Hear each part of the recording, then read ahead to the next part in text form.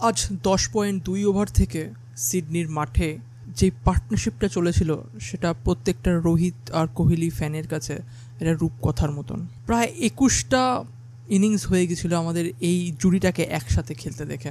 লাস্টবার 5 বছর আগে একসাথে 100 রানের পার্টনারশিপ করেছিল বিরাট কোহলি আর রোহিত শর্মারা সেই অস্ট্রেলিয়াতে এগেইনস্ট অস্ট্রেলিয়া। আর আজকেও 5 বছর পরে 100 রানের পার্টনারশিপ হলো সিডনিতে এগেইনস্ট অস্ট্রেলিয়া আর অস্ট্রেলিয়ারই মাঠে।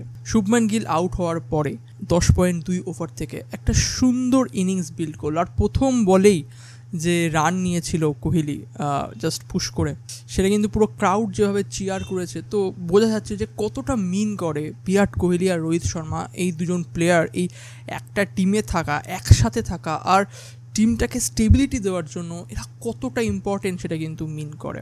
আমি আজকে থাম্বনেলটা একটু আগে বানিয়ে নিয়েছি আসল ক্যাপ্টেনকে, বিকজ অফ যা দেখছিলাম মাঠের মধ্যে, তাতে আমার মনে হচ্ছিল যে শুভমান গিলের ক্যাপ্টেন্সি বা অধিনায়কত্বটা প্রাধান্যটা অনেকটা কম কম্পারেটিভলি যেরকমভাবে রোহিত শর্মা ইনভলভ ছিল ম্যাচে। আই থিঙ্ক মাঝে মাঝে তো আমার এটাও ফিল হয় যে গৌতম গম্ভীর বেশি ইনভলভ হয়ে যায় মাঠে রাদার দ্যান শুভমান গিল। আজকে আমাদের ক্যাপ্টেনের যদি পারফরমেন্স বলি এই পুরো সিরিজে, সেটা কিন্তু খুবই নেগেটিভ। জাজ করা উচিত না, অস্ট্রেলিয়ার মাটিতে অস্ট্রেলিয়ার এগেইনস্টে কোনো অধিনায়কের পক্ষে ইজি না এরকমভাবে নিজেকে ডেলিভার করা, বাট এরই কোনো দরকার ছিল।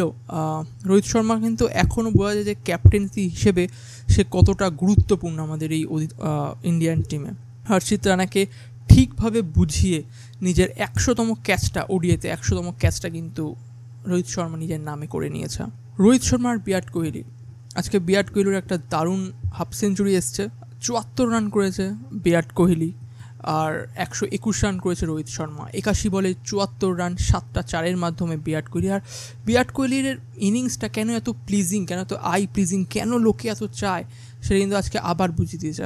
আর রোহিত শর্মা সিচুয়েশান অনুযায়ী কীরকমভাবে এলিগেন্টলি খেলতে হয়, আর রোহিত শর্মা যে কতটা টাইম এখনও আছে, আর 11 কিলো ওয়েট যে কম করে এসছে মুম্বাইতে গিয়ে যে ট্রেনিং করেছে, সেটা কিন্তু আজকে দেখিয়ে দিয়েছে রোহিত শর্মা। আগের ম্যাচেও ভালো খেলেছিল, 74 রানে একটা দুর্ধর্ষ ইনিংস খেলেছিল, ওয়েল ডিজার্ভ 100টা মিস করে গেছিলো রোহিত শর্মা, কিন্তু আজকে তা হয়নি। ব্যাটিং কার্ড কিছু নেই, ব্যাটিং কার্ডে শুধু রোহিত শর্মা বিরাট কোহলি আছে, কিন্তু স্যাটারডে স্যাটারডে দুপুর উইকেন্ডের সময় আমি ঘরে ছিলাম আর একটা সুন্দর ম্যাচ উপভোগ দিয়েছে রোহিত শর্মা আর Virat Kohli. It's dream come true, আমি এটা ওয়ার্ডসে বলতে পারবো না কতটা খুশি হয়েছি। আর যদি বোলিংয়ের ক্ষেত্রে আসি, ম্যাচের রিভিউ করতে গিয়ে যদি বোলিংয়েতে আসি, বোলিংয়ে আজকে আমার টিম সিলেকশন দেখে আবার কোশ্চেন উঠেছিল। আমি জানি না হরদীপ সিং চোট কিনা, হরদীপ সিং কোনো চোট আছে কিনা, বাট তার বদলে তার প্রসিদ্ধ কৃষ্ণাকে খেলানো আর হর্ষিত রানাকে স্টিল প্লে করানো, ওটা কতটা ঠিক হয়েছে আমি সেটা বলতে পারবো না। বাট নেভারদালেস 183-তে 3 উইকেট ছিল, সেখান থেকে 236-এর মধ্যে অল আউট করে দেওয়া হয়েছে, 7 উইকেট নিয়ে নেওয়া হয়েছে। একটা সময় 203 বা 200 রানের মধ্যেই 7 উইকেট পড়ে গেছিলো। তারপর থেকে টেইল এন্ডাররা একটু রান করেছে অস্ট্রেলিয়ার, তার মধ্যে নেথান অ্যালিস 19 বলে 16 আর কুপার কনলি 34 বলে 23। বাট তাছাড়া যদি আজকে আমার ম্যাচের ক্ষেত্রে আসি, যদি আমাদের বোলিং কার্ডের দিকে আসি, তাহলে হর্ষিত রানা আজকে 4 উইকেট নিয়ে নিয়েছে, লাস্টের দিকে উইকেট নিয়েছে, বাট ঠিক আছে, wicket is always a wicket. তো এই সিরিজটা হর্ষিত রানার জন্য কিছুটা রিকভারি, বাট অনেক কোশ্চেন রয়েছে, আর সেই কোশ্চেনগুলো কিন্তু রেইজ করা যেতে পারে। আমি আরেকটা ভিডিও বানাতে চাই যে কী কোশ্চেন থাকবে এই সিরিজটার পরে। তো আজকে হর্ষিত রানাকে ছেড়ে দিই, আজকে হর্ষিত রানা অনেক ভালো খেলেছে, মানে চলো আজকে ইকোনমি তো ভালো রেখেছে হর্ষিত রানা, অ্যাটলিস্ট আগের দিনের ম্যাচের মতো নেই ইকোনমি। তো 4 উইকেট 39 রান 8.4 ওভারে। Mohammed Siraj top class bowling, first ওভারই মেডেন, 5 ওভারে 24 রান।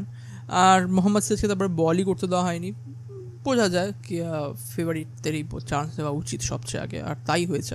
প্রসিদ্ধ কৃষ্ণা চুম্মেশ্বরী বোলিং, 7 ওভারে 1 উইকেটের বিনিময়ে 52 রান। আজকে হর্ষিত রানার রোলটা প্রসিদ্ধ কৃষ্ণা নিজে করেছে বেদরক মার্কে।